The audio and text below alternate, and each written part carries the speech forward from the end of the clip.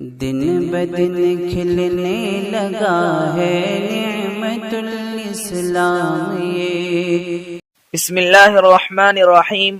صرف 5 منٹ کا مدرسہ قرآن و حدیث کی روشنی میں 212واں دن 2 شعبان المعظم۔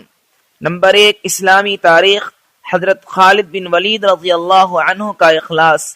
صحابہ کرام رضی اللہ عنہم اجمعین کے ہر عمل میں اخلاص نیت اللہ تعالیٰ کی رضا شامل ہوتی تھی، اس لیے وہ اخلاص اور اللہ کی رضا مندی حاصل کرنے کے لیے بڑے بڑے عہدے قربان کر دیا کرتے تھے۔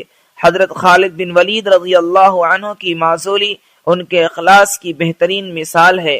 جب حضرت عمر رضی اللہ عنہ نے ملکی انتظام اور بعض دوسری مصلحتوں کی وجہ سے انہیں معزول کر دیا اور ان کی جگہ حضرت ابو عبیدہ بن جراح رضی اللہ عنہ کو امیر بنا دیا، تو حضرت خالد بن ولید رضی اللہ عنہ نے لوگوں سے فرمایا، تم پر امیر المؤمنین حضرت عمر رضی اللہ عنہ نے اس شخص کو امیر بنایا ہے جس کو رسول اللہ صلی اللہ علیہ وسلم نے امین الامت کا لقب دیا ہے۔ یہ کہہ کر امارت کو ان کے حوالے کر دیا۔ اس اخلاص اور وفاداری کو دیکھ کر حضرت ابو عبیدہ رضی اللہ عنہ نے کہا، میں نے رسول اللہ صلی اللہ علیہ وسلم کو یہ فرماتے ہوئے سنا ہے کہ خالد اللہ کی تلواروں میں سے ایک تلوار ہے۔ حضرت خالد رضی اللہ عنہ زندگی بھر شہادت کی آرزو کرتے رہے، مگر شہادت مقدر میں نہیں تھی۔ جب ان کے انتقال کا وقت آیا تو بستر پر لیٹے ہوئے فرمایا، جب میں انتقال کر جاؤں تو میرا گھوڑا اور میرے ہتھیاروں کو اللہ کے لیے وقف کر دینا۔ ملک شام کے حمص نامی شہر میں سن 21 ہجری میں ان کا انتقال ہوا۔ نمبر 2، حضور صلی اللہ علیہ وسلم کا معجزہ۔ حضرت فاطمہ رضی اللہ عنہ کے متعلق پیشین گوئی۔ مرض الوفات میں رسول اللہ صلی اللہ علیہ وسلم نے حضرت فاطمہ رضی اللہ عنہ کو یہ خبر دی کہ میری وفات کے بعد میرے اہل و عیال میں سب سے پہلے تو آ کر مجھ سے ملے گی۔ چنانچہ رسول اللہ صلی اللہ علیہ وسلم کی وفات کے بعد آپ کی پیشین گوئی کے مطابق سب سے پہلے حضرت فاطمہ رضی اللہ عنہ کی وفات ہوئی۔ نمبر 3، ایک فرض کے بارے میں، مسجد میں داخل ہونے کے لیے پاک ہونا۔ رسول اللہ صلی اللہ علیہ وسلم نے فرمایا، کسی حائضہ عورت اور کسی جنبی یعنی ناپاک آدمی کے لیے مسجد میں داخل ہونے کی بالکل اجازت نہیں ہے۔ فائدہ، مسجد میں داخل ہونے کے لیے پاک ہونا ضروری ہے۔ نمبر 4، ایک سنت کے بارے میں، کپڑے پہننے کی دعا۔ رسول اللہ صلی اللہ علیہ وسلم نے فرمایا، جو کوئی کپڑا پہنے اور یہ دعا پڑھے تو اس کے اگلے پچھلے سب گناہ معاف ہو جاتے ہیں۔ دعا یہ ہے، الحمدللہ الذی کسانی ھذا الثوب ورزقنیہ من غیر حول منی ولا قوت۔ نمبر 5، ایک اہم عمل کی فضیلت، قرآن کی تلاوت کرنا۔ رسول اللہ صلی اللہ علیہ وسلم نے فرمایا، قرآن شریف کی تلاوت کیا کرو، اس لیے کہ قیامت کے دن یہ اپنے ساتھی یعنی پڑھنے والے کی شفاعت کرے گا۔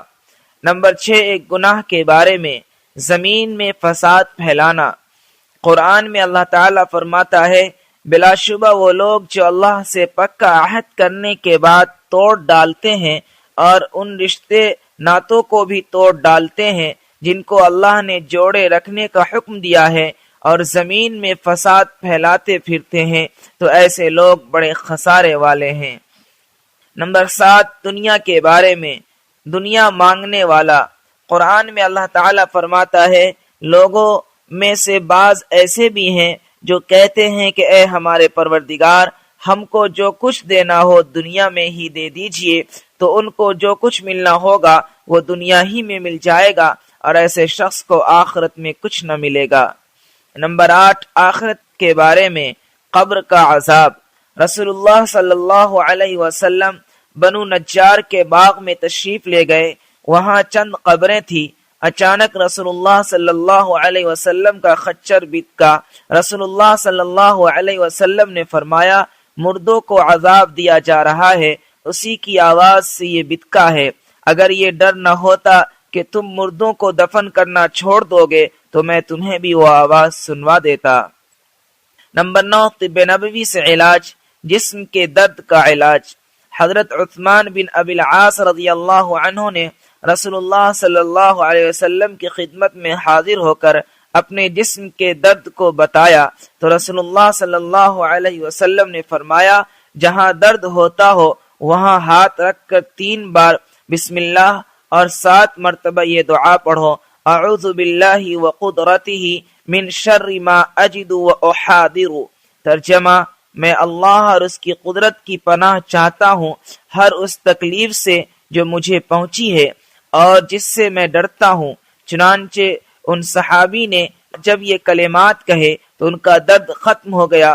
پھر وہ صحابی اپنے گھر والوں اور دوسرے ضرورت مندوں کو ہمیشہ ان کلمات کی تلقین کرتے رہتے تھے۔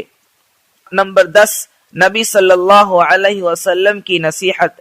رسول اللہ صلی اللہ علیہ وسلم نے فرمایا، اللہ کے ذکر کے علاوہ زیادہ بات مت کرو، کیونکہ اس سے دل میں سختی پیدا ہوتی ہے، اور جس کے دل میں سختی ہوتی ہے وہ اللہ کی رحمت سے سب سے زیادہ دور ہوتا ہے۔